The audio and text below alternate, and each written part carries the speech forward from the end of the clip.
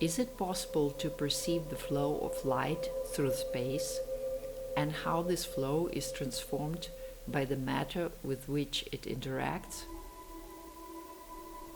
Convinced that art must push the boundaries of what is perceivable and what is possible in the physical world, my collaborators and I surmounted numerous challenges before we were able to achieve a naked eye photophoretic observatory at room temperature and atmospheric pressure.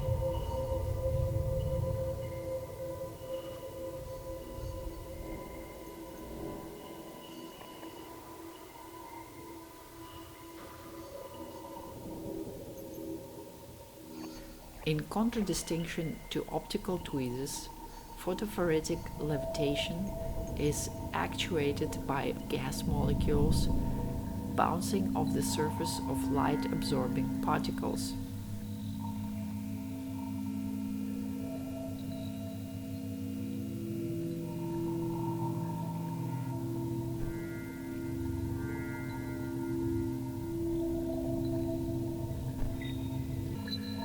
The story of quantum clones begins in 1836 when multidisciplinary scientist, mathematician, etymologist and photography pioneer Henry Talbot stumbles upon the periodic self-imaging of light waves passing through a diffraction grating.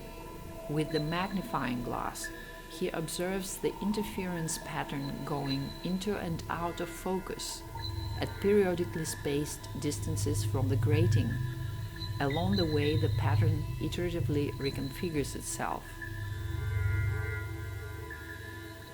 At the turn of the 21st century, Michael Berry and his collaborators are astonished to find that the Talbot effect also occurs in quantum systems.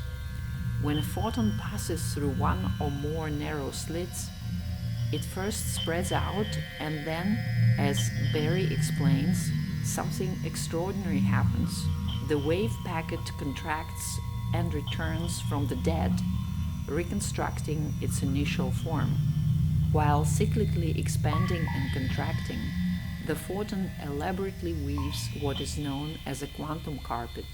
The flow of diffracted light, whether macroscopic or infinitesimal, undergoes a self-iterative spatial evolution. Prior to Talbot's discovery, the self-imaging pattern, here connecting the nodes of universal knowledge, was envisioned by 17th century polymath Athanasius Kircher. About a century later, in 1801, Thomas Young's legendary double-slit experiment paved the way to Talbot's breakthrough and later to the quantum revolution. Currently, the Talbot effect is being harnessed to levitate thousands of atoms that serve as qubits for quantum computation. While this experiment is conducted in an ultra-high vacuum at a temperature approaching absolute zero, our artwork's medium is ambient temperature air, and instead of optically tweezing atoms, we photophoretically levitate carbon microparticles that are visible to the naked eye.